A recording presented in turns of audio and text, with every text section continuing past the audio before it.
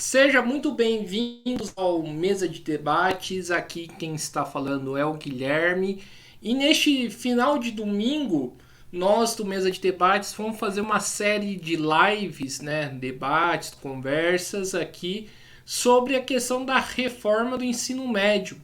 Um tema que o canal já vem, né, tratando aí já faz algum tempo, né, acompanhando as manifestações daqui de São José dos Campos, mas também de São Paulo, e né, conversando aí com diversas pessoas sobre esse tema.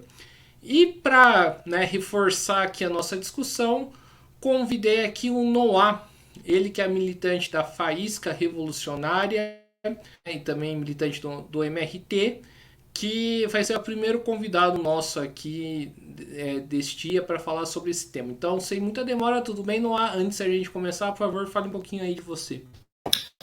Oi, gente, tudo bom? Sou o Noah, né? O Gui já me apresentou, sou militante, enfim, da Faísca e do MRT, Movimento Revolucionário de Trabalhadores, e eu estou no segundo ano de graduação de História na USP, né? Moro aqui em São Paulo, na capital. Maravilha, Noah. Noah, a primeira pergunta que eu faço aí para vocês, né? Como que a Faísca, né, encara esse problema, né, da reforma do ensino médio? Qual que é o impacto, né, da reforma aí na juventude? Então, Gui, a reforma ela tem diversos impactos, né? Tanto na juventude que, enfim, que é secundarista, que está cursando ensino médio agora, né? Que, enfim, a gente vê uma série de denúncias de precarização da retirada do ensino de história, filosofia e na diminuição drástica, né, desses ensinos, de um pensamento crítico, assim, e que impacta diretamente nos estudantes, né? Na formação deles, e na verdade é uma reforma que vem para preparar os estudantes para o, entre aspas, o que chamam de, enfim, mercado de trabalho e tudo mais, ensino técnico, mas que na verdade é para você, enfim, criar uma massa de uma juventude para ser precarizada, né? Em um trabalho repetitivo, etc., sem um pensamento crítico. Isso impacta também a própria categoria de professores, né? Enfim, que precisam dar aula de temas que não são sua especialização, né? E que, enfim, sofrem com essa precarização também, uma série de denúncias que a gente vem vendo dessa situação da escola, da educação pública, que já era precária, né? Como, enfim, a gente via vendo ainda mais no estado de São Paulo, que o Alckmin foi governador por muitos anos, né? E precarizou os trabalhadores, os professores, o ensino. E essa reforma veio para aprofundar isso, na verdade. E também afeta, é claro, a juventude universitária, né? Que, enfim, por exemplo, no meu curso, na História, muitos querem virar professores. É uma das poucas perspectivas que tem também, né? O professor, ou virar professor ou ir para o campo de pesquisa. E a perspectiva que a gente vê é dessa precarização nas escolas, para quem, enfim, quer virar professor e etc. Então, a gente vê a necessidade de revogar integralmente essa reforma, né, de ter essa aliança tanto dos estudantes secundaristas, dos estudantes, enfim, do ensino superior, da juventude em geral, que é afetada por isso, e não tem também o direito de estudar, e pelos trabalhadores da educação, né, para a gente poder fazer uma luta para revogar essa reforma que está afetando tanto a gente. Noah, nessa semana a gente teve aí o triste acontecimento aí da professora Elizabeth, que foi assassinada, né, por uma facada aí por um estudante. É possível, né, fazer alguma relação, né, com o que aconteceu, né, com essa reforma? Olha, eu acho que é possível sim, porque, enfim, tem diversas pesquisas, estudos que, enfim, comprovam que a própria precarização do ensino, né, tem relação direta, tipo, na vida dos estudantes, na própria formação psicológica das relações sociais dos estudantes, dos alunos e da sociedade em geral, né? Porque a escola, ela é uma formadora de relações sociais também, né? A escola, ela vai criando uma consciência da gente. E enfim, o que a gente viu aqui foi a expressão de uma educação precarizada, né? E também desse discurso da extrema-direita, que é um discurso militarista e que também atinge a juventude, né? A gente veio aqui de 4 anos de governo do Bolsonaro, com uma ascensão da extrema-direita após golpe de 2016 e internacionalmente isso também, né? A gente vê em diversos países da Europa a ascensão da extrema-direita, também nos Estados Unidos com Donald Trump, e essa reforma também não está desligada disso, né? Dessa ofensiva burguesa e também da direita em querer precarizar a educação. Então, acho que tem relação, sim, esse ataque que rolou nessa escola, na professora Elizabeth, com a precarização do ensino em geral, e ainda mais com a reforma do ensino médio. Certo. Noah, uma das coisas que a Faísca levanta, né, e que eu acho que tem que ser discutido aqui, é a questão aí do fim do vestibular, né? Uma pauta que tenho bastante acordo, inclusive, e tal. É, E a gente sabe que com a reforma do ensino médio, o vestibular vai ficar mais, né? O funil vai diminuir, né? Porque os poucos estudantes da escola pública que conseguem passar por esse filtro vão ter mais dificuldades ainda, né? Como que você vê essa relação da reforma com o vestibular, né? E como organizar uma luta aí pelo fim, né, desse funil aí que exclui a população pobre, os jovens pobres aí da classe trabalhadora de entrar numa universidade?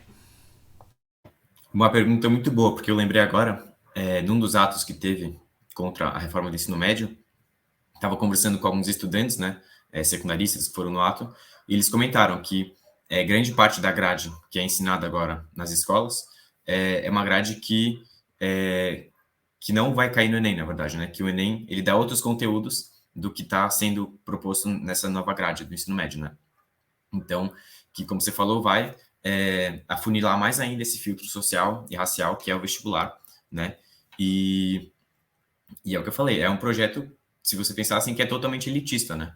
A reforma do ensino médio, porque vai fazer com que menos jovens ainda, enfim, que vêm de escola pública, etc., possam cursar o ensino superior e está dentro dessa produção de conhecimento que é a universidade, que, em última instância, é uma produção de conhecimento que é feita para servir para a burguesia, né? Para os lucros da burguesia. A gente vê uma série de pesquisas privadas, etc., que não estão colocadas a serviço das melhores condições de vida da classe trabalhadora, né? De melhorar as condições de vida da população pobre, da classe trabalhadora, mas sim dos lucros da burguesia. Então, eu acho que é isso mesmo, tipo, de que é uma reforma que vem para elitizar mais também a produção de conhecimento e formar uma massa de jovens para servir ao mercado de trabalho precário.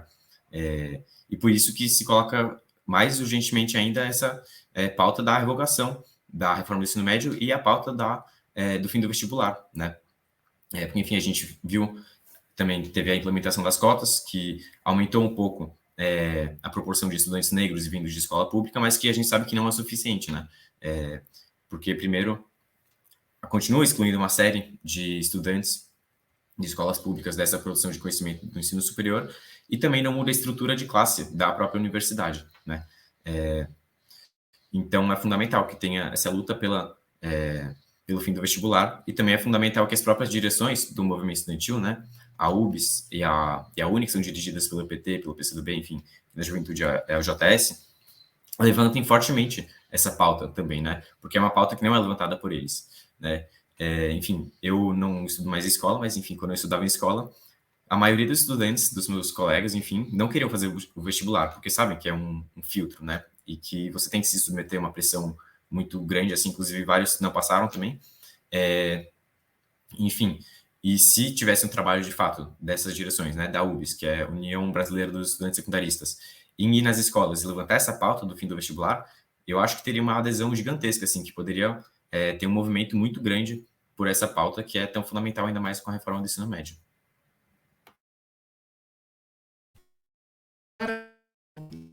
Essa segunda parte aqui da nossa entrevista, né? Vamos falar aqui um pouco sobre a questão da reforma e o atual governo Lula, né? O Lula já deixou bem claro que, né, não tem interesse de revogar, mas sim fazer um plebiscito, né? E no máximo pode fazer algumas alterações da reforma, né? como que você vê essa postura do atual governo, né, do Lula, do ministro da Educação Camilo, né, com a reforma do ensino médio? Então, primeiro, eu acho que é importante a gente retomar um pouco antes de como que surgiu essa proposta da reforma do ensino médio, né? Que foi, na verdade, um setor dos monopólios da educação que foram fortalecidos pelo Haddad, principalmente, que era o ministro da Educação nos governos do PT, né? Que, enfim, fez aquele conglomerado do Todos pela Educação, etc., que tinha uma série de setores do monopólio privado, Croton Ironware, etc., e que foram esses setores que impulsionaram a reforma do ensino médio, né? Então tem já uma relação umbilical entre o próprio PT, os governos petistas, né, com o monopólio privado da educação, os chamados tubarões da educação. Então, enfim, essa declaração do Lula de que não vai revogar, mas sim reformar alguns pontos, do próprio Camilo também, o ministro da Educação, eu acho que vem dessa herança, né, dessa relação umbilical com o empresariado educacional brasileiro, por parte do PT, e vem com esse comprometimento com a burguesia brasileira de não revogar a reforma do ensino médio, assim como já falou que não vai revogar as outras reformas, né? E faz parte de manter a herança do golpe, que, enfim, aprovou uma série de ataques, né? E também um deles foi a reforma do ensino médio. Vamos, vamos estender um pouquinho mais essa discussão aí do governo Lula, né? Se a gente for aprofundar um pouco mais essa discussão, né? A gente sabe que, embora tanto eu, né, e eu acredito que você também, a gente saiba que do real caráter, né, do governo Lula, muita gente votou no Lula com alguma expectativa aí de mudança, né? Só que nos pontos essenciais aí de ataques aí durante esse período do golpe, o período do Bolsonaro, o PT sequer mexeu, né? Isso mostra o que do PT, na sua opinião? Então, isso mostra, acho que, o comprometimento do PT com a burguesia brasileira, né? Que agora está formando esse governo de frente ampla, que, enfim, nem precisa falar mais que quem é o vice é o Alckmin, né? Que eu já dei o exemplo do Alckmin aqui, mas foi um dos que mais atacou a educação aqui no estado de São Paulo. Não só atacou a educação, mas atacou a própria luta dos professores e dos estudantes contra a precarização da educação, né? Eu era ainda muito novo na época, mas, enfim, tiveram as ocupações secundaristas aqui em São Paulo, né? Que eram contra uma reforma do Alckmin, né? Que, enfim, queria atacar as escolas do ensino técnico, né? E eu acho que isso mostra justamente o comprometimento do PT com a burguesia brasileira, de manter, enfim, o enriquecimento desses monopólios da educação. E falando isso pro movimento, né? Porque a gente sabe que a POSP, né? Inclusive vai ter eleições sindicais e eu recebi uma notícia que me deixou bastante feliz, que teve uma chapa de oposição unificada que saiu, né? Inclusive, né, encabeçada pela Flávia e a vice pela Maíra, né? Que inclusive do MRT. É, mas quais consequências que isso traz no movimento? Porque a atual direção da POSP é petista. A Uni é controlada pelo PCdoB e pelo PT, que são, né, apoiadores do governo. Como que fica? Né? O governo não quer reformar a reforma do ensino médio e como que fica essas direções, ou não há? Então, eu acho que isso é uma contradição para essas próprias direções, né, por um lado. Porque, inclusive, a própria presidenta da UBS, se eu não me engano, um tempo atrás tinha falado que não queria revogar a reforma do ensino médio, né?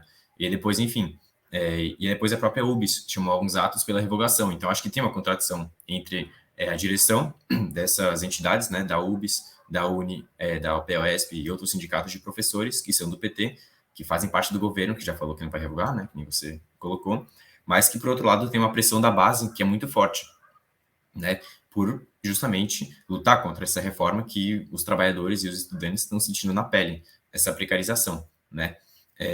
Então, o que eu acho que essas direções estão fazendo, em certo sentido, é tentar lavar a cara deles, convocando algumas mobilizações, mas não tendo uma luta consequente e unificada contra a reforma do ensino médio, justamente porque também estão no governo, né?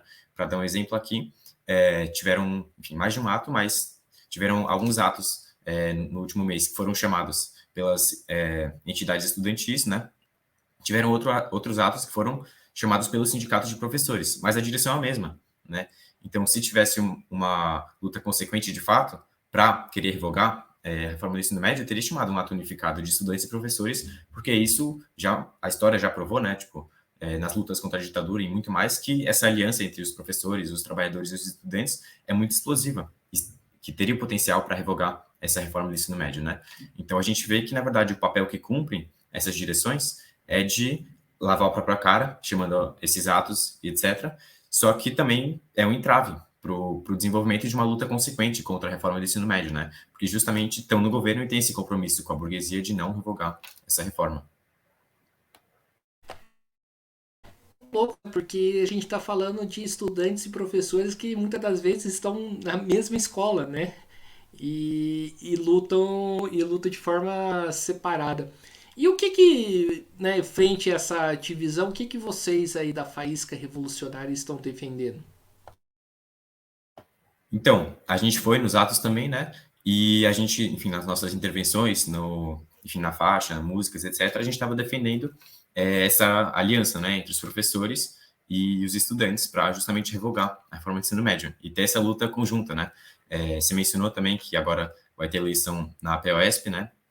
Que é o Sindicato dos Professores da Rede do Estado de São Paulo, e que, enfim, a gente está compondo essa chapa de oposição de esquerda unificada com a companheira Maíra de vice, e nessa chapa a gente está defendendo justamente também essa aliança com os estudantes, né, e com o movimento estudantil, porque a gente sabe que uma das coisas que a burocracia, tanto estudantil quanto sindical, faz, né, com a direção petista, no caso, é de dividir as lutas, e inclusive dividir as lutas entre as diferentes categorias, né? Então, dividir as lutas entre, por exemplo, os professores de rede estadual, rede municipal, ou inclusive dos funcionários terceirizados de limpeza da escola, que também sofrem com a precarização, né? Que muitas vezes são de sindicatos dirigidos pelo próprio PT. Então, a gente, em todos os espaços que a gente intervém, a gente busca batalhar por essa aliança, né? E batalhar por essa unidade da base da classe trabalhadora com o movimento estudantil. Sim, e vamos ir mais além ainda nessa conversa aí, né, sobre o petismo, o governo PT, né? A gente sabe que apesar aí da derrota eleitoral do Bolsonaro, o bolsonarismo ainda segue vivo, né? Essa postura passiva aí das direções petistas, do governo petista, contribui ou não aí para a luta da extrema direita contra a extrema direita? Foi engraçado até que você, enfim, fez um ato falho e, na verdade, contribui para a luta da extrema-direita, né? Essa passividade da, das direções petistas contribui para a ascensão da extrema-direita. E foi isso que, na verdade, fez justamente com que ascendesse a extrema-direita, né? Porque, enfim, a gente vem de um processo de crise internacional. Opa, perdão. A gente veio com um processo de crise internacional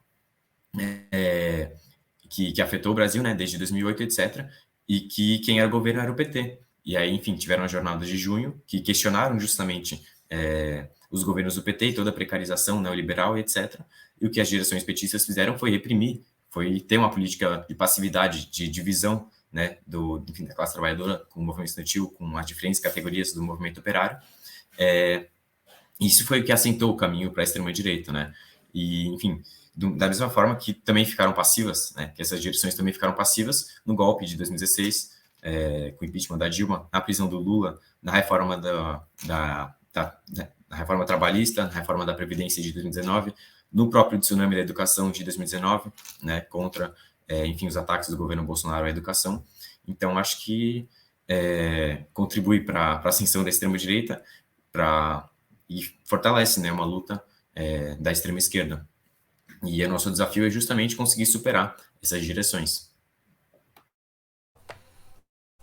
Maravilha, então vamos seguir aqui a nossa discussão, né? Além da questão aí da toda a precarização que gera, né? essa reforma do ensino médio tem o aspecto mais ideológico, né? Porque as matérias que são tiradas, né, são justamente aquelas que trazem um pensamento crítico aí para os estudantes. Queria que você comentasse um pouco mais sobre isso. Uma pergunta bem boa, porque um dos fenômenos também da extrema-direita, né, é o revisionismo da história. Então, assim, todos os ideólogos da extrema-direita, Olavo de Carvalho e tudo mais, eles, na verdade, por exemplo, falam que a ditadura só perseguiu quem era comunista, só perseguiu terrorista, e apagar o ensino da história, na verdade, é algo que ajuda a legitimar a extrema-direita, né? E ajuda a extrema-direita a construir seu discurso, que é um discurso contra a classe trabalhadora, né? É um discurso que retoma, enfim, a ditadura militar, que retoma todos os interesses da burguesia, né? Então, eu acho que nesse aspecto ideológico é um dos principais, na verdade, né? Além de toda a precarização, esse aspecto ideológico é um ataque brutal, assim, a formação de pensamento crítico da juventude e, enfim, e acho que os professores estão dando e tem que dar uma batalha muito, muito forte com isso também, né? Enfim, em conseguir, em meio a tanta precarização e em outros cursos e outras matérias que eles não são da área, conseguir transmitir esse pensamento crítico, né? E, enfim, é uma batalha muito, muito importante, assim, que inclusive a gente na universidade precisa batalhar também para, enfim, quebrar a cabeça para conseguir transmitir esse pensamento crítico, né? De como que a gente vai ter uma produção de conhecimento que não esteja para os lucros da burguesia, que não esteja para enriquecer o dono da Croton e Anguera, sei lá, mas sim que seja para o desenvolvimento tipo, do pensamento artístico, criativo de toda a juventude, não formar uma série de robôs, né? Enfim. Sim, e Noah, seguindo aqui a nossa entrevista, né? Eu estava conversando aqui com um professor, né? E a gente estava comentando, né? Que que existe um discurso falando que o jovem não se sente motivado para ir para a escola, né? Um discurso na verdade que legitima a questão da reforma do ensino médio, que da maneira que tá o jovem não se sente motivado a ir para a escola, então por isso tem que reformar a grade para trazer motivação para o jovem. Como que você vê esse discurso? O jovem se sente motivado para ir para a escola? E sim ou não, o que você propõe como alternativa nessa reforma, né, para e a esse discurso que é utilizado aí para justificar esse ataque? Engraçado que isso é uma inversão de um discurso que eles fazem, né? Enfim, uma inversão das coisas. De que, o ensino é ruim, então, por isso o jovem não se sente, enfim, motivado a ir para a escola, a estudar, por isso a gente tem que mudar o ensino e piorar o ensino, tipo assim, é um bagulho muito absurdo, né, que esse discurso, essa narrativa, que é muitas vezes utilizada pela direita, que inclusive é bem parecido com aquele discurso que os liberais usam para querer privatizar alguma coisa, né, porque, enfim, por exemplo, o SUS, que tem uma série de problemas, que a gente sabe que tem uma série de problemas que são problemas que o próprio capitalismo cria, né? Porque, enfim, porque o capitalismo não quer e não consegue desenvolver, enfim, uma saúde de qualidade, por exemplo, ou uma educação pública de qualidade. Então, eles usam o discurso de que, enfim, que é estatal, etc. E para legitimar um discurso de privatização, né? Um discurso de precarização e, enfim, um discurso totalmente neoliberal. Então, é bem absurdo esse discurso. Acho que essa é uma palavra, é absurdo e é meio fora da realidade, né? E eu acho que sim, muitas vezes, pelas próprias condições de precarização de ensino, né? Muitas escolas, por exemplo, não têm papel higiênico, enfim, falta de professores, própria questão da alimentação, das merendas, que enfim, muitas vezes tem ensino integral para crianças também, e que não tem uma alimentação decente. Então, isso de fato desmotiva os alunos, os estudantes, a ficarem na escola, né? Isso, na verdade, é um problema do capitalismo, é um problema da educação pública no Brasil, que é precarizada, né? Não um problema do jovem. Então, acho que a saída é a gente batalhar para que se tenha um ensino de qualidade, para que se tenha uma contratação de professores da sua área, né? E um conhecimento que não seja também um conhecimento que seja para enfiar um monte de coisa na cabeça dos estudantes e para eles depois vomitarem isso no vestibular, e é isso, né? Mas sim um conhecimento que e um ensino que envolva o conjunto dos estudantes, né? Um ensino que envolva o conjunto dos estudantes enfim, nas áreas que eles gostam de fazer, nas áreas que eles podem se desenvolver mais artisticamente, criativamente, e que possa explorar toda a potencialidade da juventude, né, dos estudantes, mas não é a realidade que a gente tem, né, por conta dessa falta de investimento, por conta dessa precarização, porque precisa ter estrutura, né, em uma escola para você garantir o alimento, para você garantir qualidade, enfim, na sala de aula, higiene e tudo mais, e professores, enfim, e acho que essa é a saída, a gente batalhar, né, enfim, e para isso, para a gente batalhar, a gente precisa superar as burocracias sindicais do petismo, precisa unificar os estudantes com os professores, os trabalhadores, tudo que a gente já conversou, mas para dessa saída, para que tenha uma educação que consiga, de fato, envolver todos os estudantes, os professores, e explorar ao máximo as potencialidades para que eles possam, enfim, se sentir à vontade, se sentir livres, né, no ensino. Você falou que está na universidade, mas já estudou na escola pública, né? Na sua época, né? Eu queria que você relatasse. Eu não cheguei a estudar em escola pública. Oi? Eu não cheguei a estudar em escola pública. Não. Tá. Não. Mas Mas do que vocês têm dialogado, né? É nítido a falta, né, de professores aí, dentro da escola? sim, inclusive na própria USP, né? Eu faço história, por exemplo, no departamento de história, se não me engano, tinham mais de 70 professores até uns anos atrás e agora tem 50. Então, tem uma diminuição de professores na própria universidade, né? Imagino que seja nas escolas que não são pintadas pela burguesia como a universidade de excelência e tudo mais, né? Então, isso conversando com próprios professores, né? A gente vê tem um amigo, por exemplo, que é professor e um camarada que é professor de educação física. Enfim, ele fala que ele tem que dar outras aulas de outras coisas também.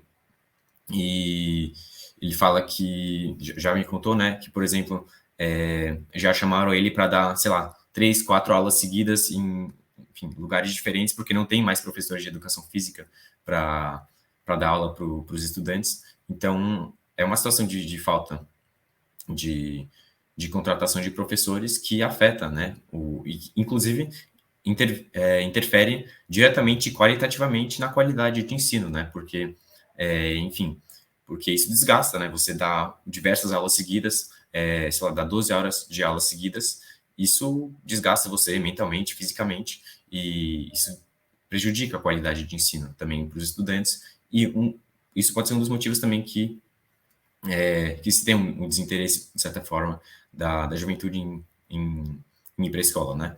Por conta dessa situação de precarização. Então, é uma batalha, né? Pela contratação de professores efetivos. Certo. Então vamos seguir aqui a nossa entrevista, né? Noah, é interessante a gente conversar aqui também, né? Que a reforma do ensino médio se dá no momento de crise econômica, né? É correto, então, falar que a burguesia quer estar os postos de trabalho mais precários aí para essa juventude que está fazendo qualquer coisa aí nos itinerários aí da vida? Eu acho que sim, e é o que vem acontecendo, né? A gente vê, por exemplo, a explosão da uberização, isso a nível internacional também, né? Com os aplicativos de entrega e etc., que é um trabalho extremamente precário, que você fica, enfim, muitas vezes pedalando ou em cima da moto por horas e horas, e que você ganha praticamente nada, né? A gente viu em 2020, se não me engano, ou 21, aquele break dos apps, que foi um movimento muito forte, e que é a expressão da reação da classe trabalhadora, desse setor da classe trabalhadora, a essa situação de precarização. E o que a gente vê nos entregadores, a maioria são jovens, né? E que tem, enfim, milhares, milhões de trabalhadores jovens precários que estão nesses postos de trabalho. Ou em telemarketing, por exemplo, ou trabalhando na logística de supermercados e tudo mais.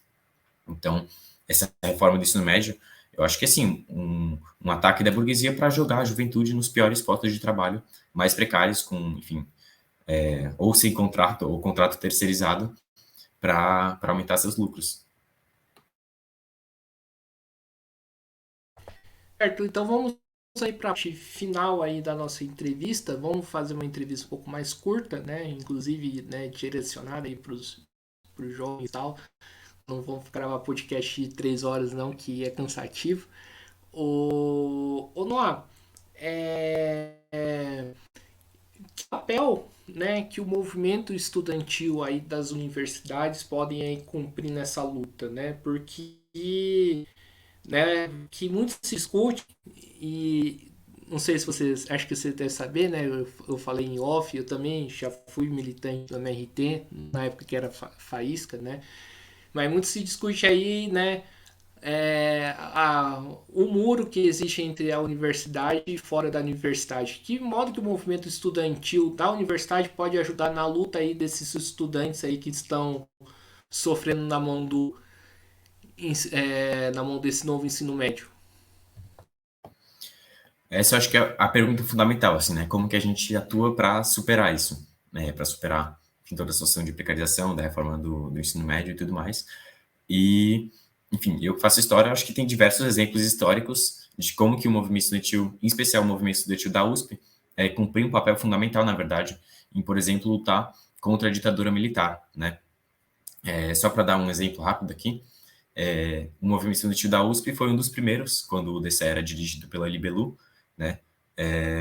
Foi um dos primeiros a levantar a consigna de abaixo a ditadura, e que depois virou um movimento de massas dessa consigna de abaixo a ditadura, e que abriu espaço para as greves do ABC, né? Inclusive com o movimento estudantil intervindo nessas greves, enfim, fortíssimas, que foram o que estremeceram a ditadura e que derrubaram a ditadura, né? Então, eu acho que, ainda que a burguesia coloque esse muro, né, enfim, de dentro para fora da universidade, e que impeça milhões de jovens de estar nessa produção de conhecimento dentro da universidade, o movimento estudantil da universidade tem um papel fundamental a cumprir, inclusive porque, enfim, como eu coloquei no começo também, muitos de nós, a gente quer ser professores, né? Ainda mais no ensino de ciências humanas, né? De história, sociologia, geografia, etc. A gente vê, enfim, que o que a gente tem pela frente depois de se formar é esse ensino totalmente precarizado. Então, é algo que totalmente diz respeito a nós também. Então, eu acho fundamental a gente, enfim, conseguir mobilizar os estudantes das universidades, né? Para isso também é preciso batalhar contra essas direções que dividem a luta, né? Que buscam dividir a luta, para a gente fazer uma luta unificada com o movimento estudantil, com o movimento operário, que é o que pode, de fato, batalhar até o final para revogar a reforma do ensino médio, enfim, e todas as outras reformas. Você pessoalmente, você pretende aí um dia atuar na sala de aula? Essa é uma pergunta que bastante gente faz, porque, enfim, sabe que eu faço história, então muita gente faz porque é uma das únicas perspectivas, assim, que tem, né, para quem quer cursar, seguir nesse caminho. Mas eu, na verdade, não sei, assim.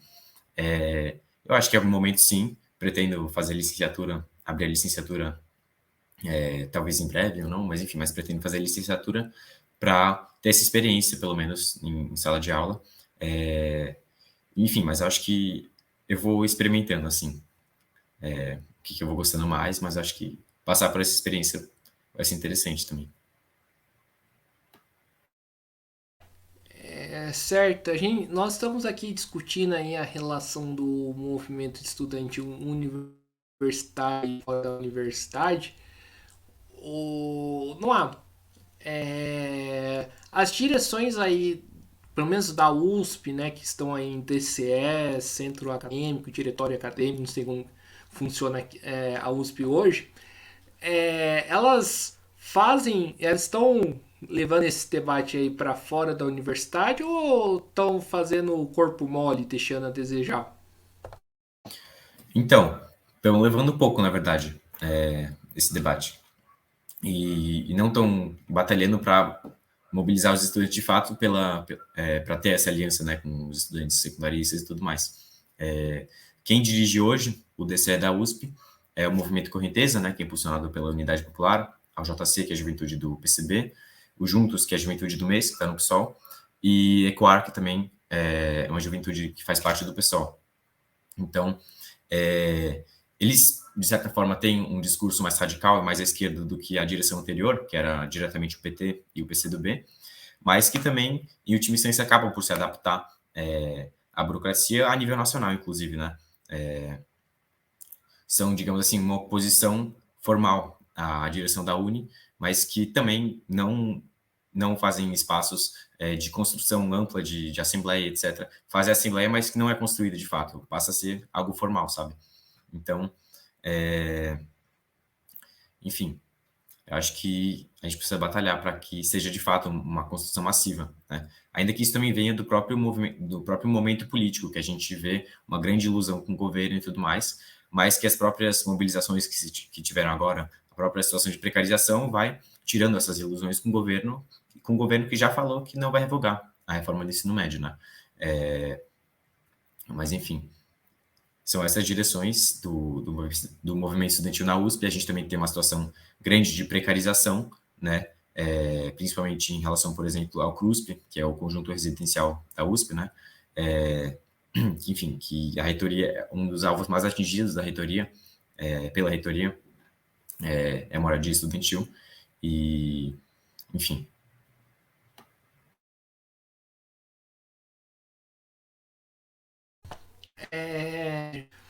Então, e Noah, e quais são, o que vocês estão fazendo aí? Que estão fazendo aí nessa luta? Quais têm sido aí as contribuições de vocês? Então, como eu coloquei, a gente da Faísca, a gente atua em diversas universidades, né? Em diversos estados também, e um deles é a USP, né, onde eu atuo, que, enfim, estou falando aqui. E a gente vem batalhando em diversos flancos, assim, digamos assim, né? Tanto, enfim, batalhando, indo nos atos, etc., colocando a nossa intervenção pela unidade do movimento estudantil com o movimento operário, com o movimento secundarista, né? Também levantando isso nas assembleias que existem, nos diversos cursos, conversando com as pessoas, então atuando nesse sentido, né, na universidade, e também, por outro lado, e que é algo que se complementa, a gente também está batalhando dentro da universidade um debate ideológico, assim, um debate de ideias, né, para conseguir retomar e construir de fato uma corrente marxista na universidade, né? Porque, enfim, porque a gente, como uma juventude comunista, marxista e trotskista, a gente vê que a teoria, na verdade, é fundamental para a gente poder atuar na prática, né? Enfim, retomando as lições do passado, das experiências da esquerda, do movimento operário, dos processos revolucionários que tiveram, isso é fundamental, na verdade, para a gente elaborar um programa, a estratégia, a nossa tática, e a gente vê também que isso é algo muito atacado pela burguesia, pela extrema-direita também, né? Enfim, por correntes filosóficas da própria burguesia, com o pós-modernismo que dissolve toda estratégia revolucionária, e com uma própria reabilitação do stalinismo, né? Que, na verdade, cumpria um papel histórico de conciliação de classes, e que, enfim, esse é um flanco também com que a gente vem buscando travar batalhas para retomar o marxismo revolucionário, para a gente poder intervir na realidade, né? E, enfim, e todos os espaços que a gente intervém também, a gente coloca a necessidade de se ter um movimento estudantil que seja independente de qualquer governo, né?